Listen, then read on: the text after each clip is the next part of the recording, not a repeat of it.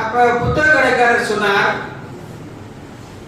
சரி நான் பணம் தரேன், ஆனா ஒரு நிபந்தனை, அந்த பணத்தை திருப்பி கொண்டு வந்து கொடுத்துட்டு இந்த புத்தகத்தை நீ வாங்கிக்கிறணும் அப்படின்னு.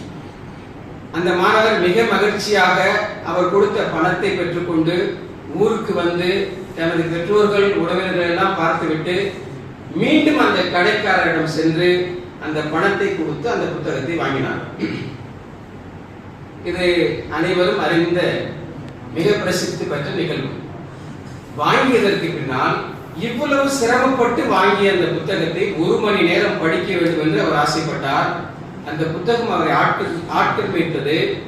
ஒரு நாள் பகலும் ஒரு நாள் இரவும் தொடர்ந்து அந்த புத்தகத்தை வாசித்தார். அந்த புத்தகத்தின் பெயர் தான் லைட் ஃப்ரம் மெனி லேம்ப்ஸ் என்கின்ற புத்தகம். அது 1951 வந்த புத்தகம்.